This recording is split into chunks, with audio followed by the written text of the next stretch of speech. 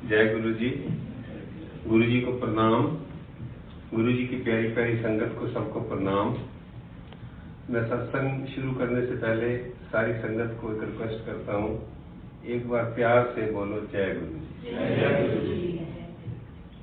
मैं जो अपना सत्संग शेयर करने जा रहा हूँ वो आज से 25 साल पुराना है। 1993 की बात है।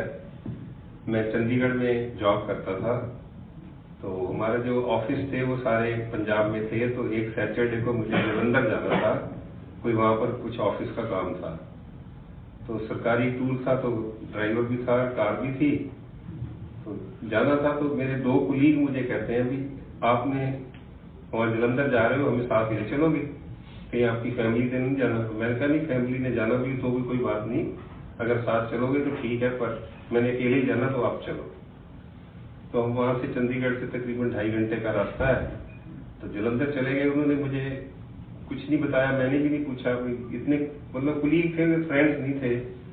तो जब वहाँ गए, जलंधर पहुंचे, तो जो गुरु जी का मंदिर है उसके बाहर मैंने उनको उतार दिया, और मेरे को था मैं आगे अपना ऑफिस में जो काम करने जाना है मैं जा रहा हूँ, और उनको मैंने कहा मैं 1 बजे तक आ जाऊंगा वापस। उसके बाद मुझे कुछ नहीं पता, मैं चला गया अपने ऑफिस, तो अपने ऑफिस के काम में बिजी हो गया। तो ऑफिस का जो काम था वो थोड़ा लंबा हो गया, तो वहीं मतलब लंच वगैरह वहीं किया जो वहाँ के लोकल ऑफिसर थे उनके साथ। और उसके बाद भी काम करते रहे।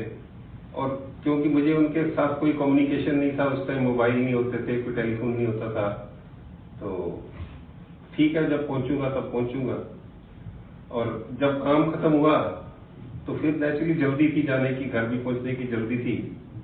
तो मैं जब वहां पहुंचा वापस जहां उनको उतारा था, तो ड्राइवर को मैंने कहा भी जाके संजीव को और झाम अंकल को बुला ले अंदर से। तो वो वापस आ गया, कहता जी आपको अंदर बुला रहे हैं। मैंने उसको फिर भेजा, मैंने कहा बहुत लेट हो गए हैं, अंदर नहीं मेरे को आना, अगर अंदर जाएंगे फिर चाय वगैरह की फॉर्मेलिटी होती है, तो उनको बुला ले। फिर संजीव बाहर आ गया, मुझे कहता नहीं जी आप 2 मिनट आ जाओ। तो नेचुरली 2-3 बार कहा, तो मैं चला गया। जैसे ही मैं अंदर गया तो गेट था, गेट के जब गया तो वहाँ सब चप्पलें वगैरह बाहर पड़ी थी।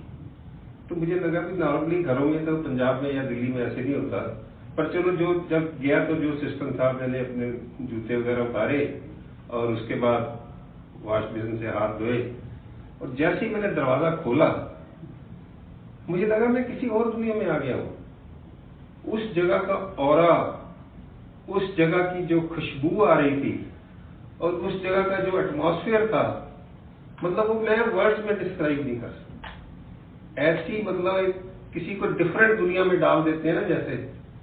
तो मैं गया अंदर, मैंने कहा इतना घर इनका इतना वो है जबरदस्त, इसमें शांति है, इतनी पीस है, इतनी मतलब ट्रैंक्विलिटी है, इतना अच्छा लग रहा था मुझे। तो उन्होंने मुझे कुछ नहीं बताया। तो फिर जैसे मैं गया तो इधर साइड में एक और डोर था, वहाँ हॉल था, ड्राइंग में जैसे जाते हैं तो उधर हॉल था। तो जो हॉल था तो वहां मैं सामने गया तो गुरुजी बैठे थे। तो गुरुजी बैठे थे, जैसे ही मैं गया गुरुजी ने घड़ी से ऐसे किया, कहते देख चांद तेन में क्या थी हरगोबिंद रोड़ा 7 बजेगा, बुला ला घड़ी। अच्छा, मैं तो उनको देख के मतलब इनको उनका इतना वो था, ऑरा कह लो, पर्सनैलिटी कह लो, इतना उनका वो था भी उनसे मतलब आंख मिलाना तो बहुत, पर जैसे मतलब इतनी तो समझ थी भाई ये गुरुजी हैं, तो जाके मैंने उनके पैर छुए और बैठ गया मैं। फिर मुझे थोड़ी देर में लगा ये गुरुजी कुछ बोलेंगे, कुछ प्रवचन जैसे आम करते हैं कुछ करेंगे। तो गुरुजी ने कुछ नहीं बोला। थोड़ी देर में चाय प्रसाद आ गया, समोसा था, जलेबी थी, चाय प्रसाद आ गया। तो चाय पी ली मैंने। चाय पी के फिर मैंने संजीव को इशारा करने लगा, चल भी चले। वो कहता बैठ जाओ।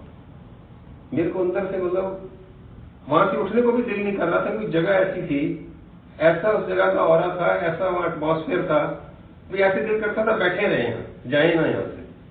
पर एक जैसे होती है ना वर्ल्डली चीज में, मेरे इतनी लेट हो गए हूँ, पहले मेरी वाइफ फिक्र कर रही होगी, मेरे को पहुंचना भी है, जाना भी है, बाद ड्राइवर भी बैठा है, वो भी गालियां दे रहा होगा, भी सवेरे से लेके अब तक शाम तक मेरे को बिठाया हुआ है।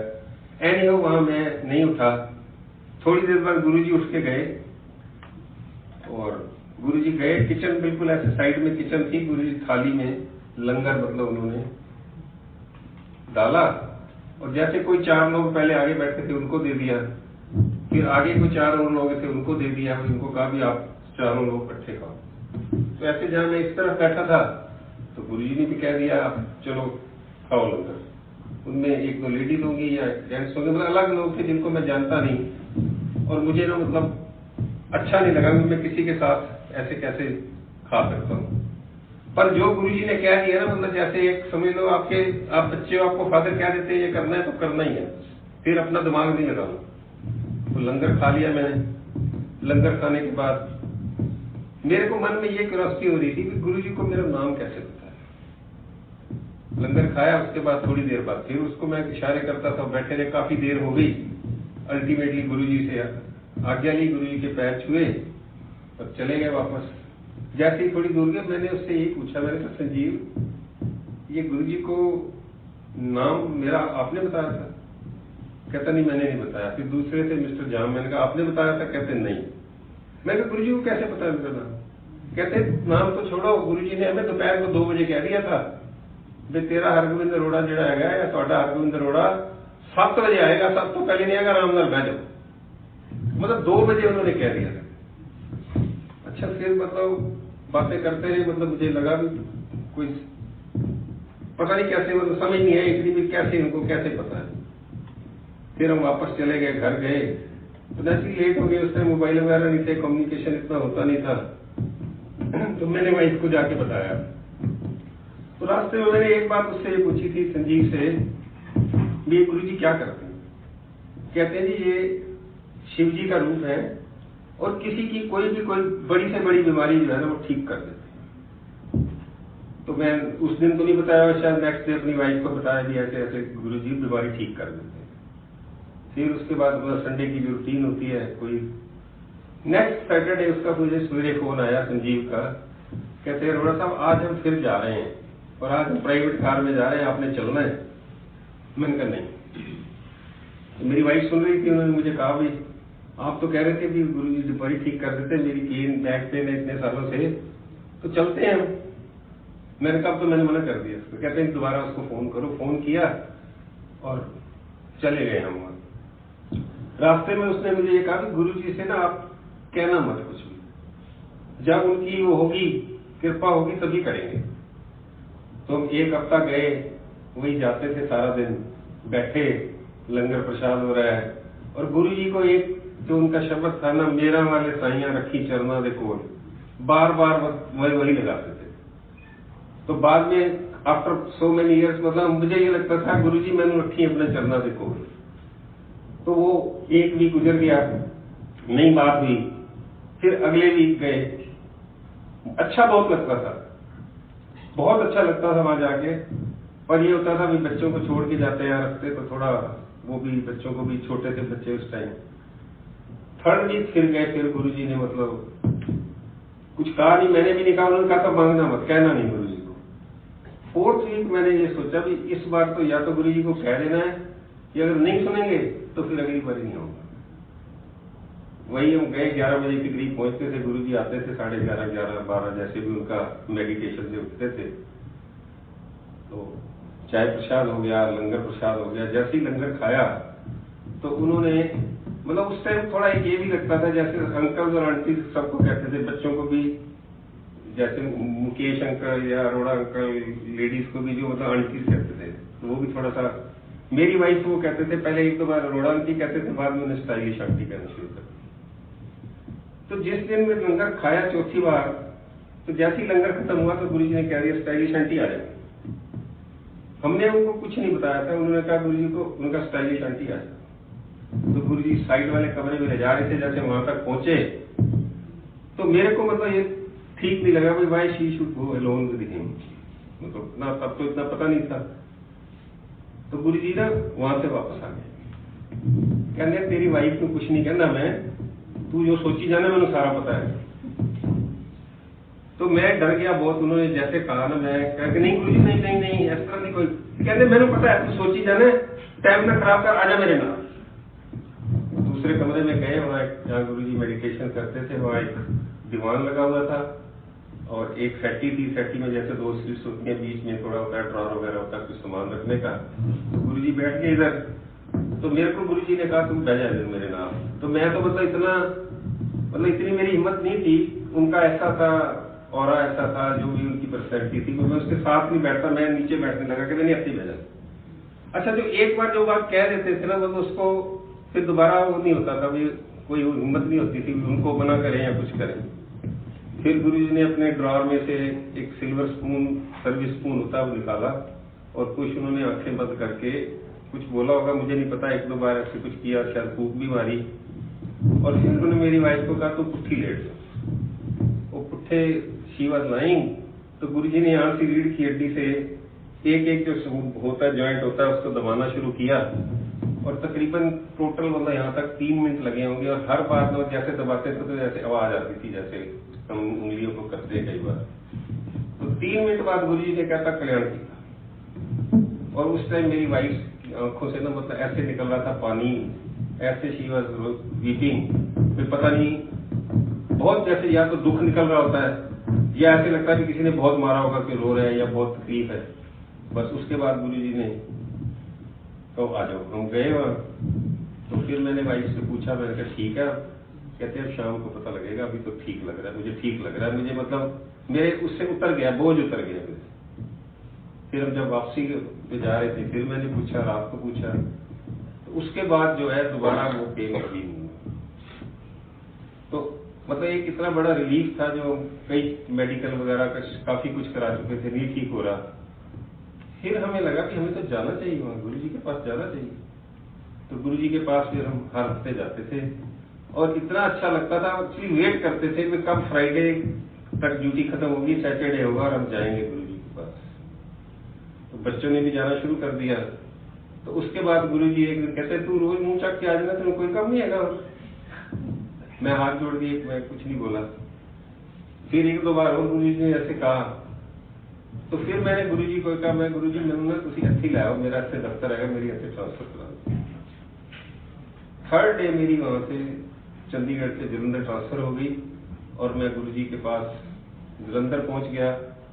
और उसके बाद शाम को मतलब इतना होता था कि शाम को ऑफिस से किसी भी टाइम आए, मतलब गुरुजी के पास जाके मतलब ऐसे अच्छा लगता था, जैसे उनसे मिलने से पहले अच्छा लगता था ना, कोई कह दे चलो पिक्चर देखने चलते हैं, या कोई कह दे चलो ताश खेलने चलते हैं, या कहीं पिकनिक पे चलते हैं। वो जो खुशी मिलती थी उससे 1000 गुना खुशी मिलती थी जब गुरुजी के पास जाते थे। और गुरुजी ने इतनी ब्लेसिंग्स की, छोटी छोटी एग्जांपल्स हैं। मेरा बेटा गौतम, वो गुरुजी के एक दिन पैर दबा रहा था, तो गुरुजी के पैर बहुत सॉफ्ट थे, तो वो बहुत आराम से मतलब जैसे होता है ना, उनको रिलीफ की बजाय पेन ना हो। तो गुरुजी कह रहे तू मुंडा है तो चंगी तरह दबा। तो उसने ये सोचा भी मैं अगर ज्यादा जोर से दबाऊंगा तो गुरुजी इतनी मतलब उनके सॉफ्ट थे। हर किस्म की गुरुजी की ब्लेसिंग्स हमें मिली। मैं अपने ब्रदर इन लॉ को बुलाया वहां से, नोएडा से, कुछ नहीं बताया गुरुजी को।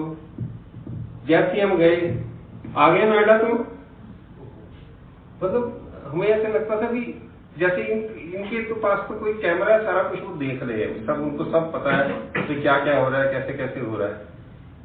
और फिर उनकी जो वाइफ थी, उन्होंने गुरुजी के जैसे पैर थोड़े दबाए तो उनकी आपस में लड़ाई हो गई। उसने हस्बैंड ने कह दिया तूने क्यों गुरुजी के पैर दबाए। तो उसको मतलब मेरी जो साले की वाइफ थी उसको भी बहुत बुरा लगा, पर गुरुजी ने मतलब कुछ नहीं कहा। गुरुजी ने मेरे ये कह रहे हैं अगली बारी ना देंगे।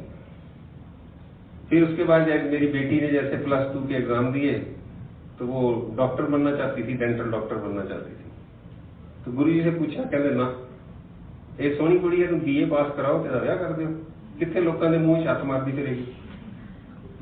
तो वो बड़ा उदास हो गई। फिर हम 1 बार गए, 2 बार गए, उदास बैठी होती थी। फिर गुरुजी ने एक दिन कह दिया अच्छा चल तू जा। गुरुजी की कृपा से वो डेंटल डॉक्टर ना हो। और इतनी मतलब गुरुजी की कृपा होती थी। एक वहां लड़का था, सरदार था, वो 14 साल का होगा शायद, उसकी एक आंख जो है नहीं, मतलब एक आंख से दिखता था उसको। तो लोग कहते थे कई बार गुरुजी को, गुरुजी ऐसी सेवा करना है, तेरी कृपा करो। तो तो गुरु जी कई बार गुस्से भी कह देते थे या वैसे भी डांट के भी कह देते थे, तेन ज्यादा पता मेरे को। फिर बाई चांस क्या हुआ, हम महीना 1.5 महीना किसी वजह से जा नहीं सके, मैं कहीं चला गया था बाहर। जब गए तो वो लड़के की आंख ठीक थी, मतलब इतना एक आंख ना और उसकी आंख काम कर रही है, देख के तो मतलब इतनी हमें खुशी हुई, इतना गुरुजी के ऊपर और फेथ बढ़ गया। फिर एक दिन गुरुजी रात को बैठे थे तो वो सुना रहे थे कि अगर मैं किसी की तकलीफ दूर करता हूँ तो उसका जो कष्ट है वो कष्ट मैं अपने ऊपर लेता हूँ, तब उसके कष्ट का निवारण होता है। तो मेन बात, 1-2 बातें और हैं जो मैं गुरुजी के साथ में रहा हूं तो मैं शेयर करना चाहता हूँ। गुरुजी कहते थे तुम्हारी फर्स्ट ड्यूटी जो है वो अपनी फैमिली को देखना है। फैमिली को आप देखो, उसके बाद आपको टाइम मिलता है सत्संग यहाँ आके करो, और नहीं कर सकते तो घर में बैठ के कर लो, ये जरूरी नहीं है। और गुरुजी को सफाई इतनी पसंद थी, कई बार उठते थे, जैसे बैठे थे, देखते थे कोई चीज गिर गई है तो खुद जाके उसको उठा के, उसको तो इतनी उनकी सफाई थी, इतना जगह का हो रहा था। अगर आप में से किसी ने उस टाइम आए होते तो शायद मैं वर्ड में डिस्क्राइब नहीं कर सकता कितना अच्छा था, शायद आप डिस्क्राइब कर सकते। तो गुरुजी की जो कृपा है वो हम सब पे है, और हमको गुरुजी का जो हम सत्संग करते हैं या कुछ करते हैं उसमें मतलब हमें कोई कंपटीशन नहीं करना किसी से, किसी ने सिंपल रखना है, जो रखना है, जैसे रखना है। मेन तो है जो हम सत्संग करते हैं उस टाइम हमारी जो अटेंशन है वो पूरी जो है, मतलब सारी बाकी दुनिया की बातें भूल के, फैमिली की बातें भूल के, पर्सनल बातें भूल के, we should try to concentrate. और गुरुजी की कृपा तो है ही है हमारी। जय गुरु, जय गुरु जी, गुरुजी को प्रणाम।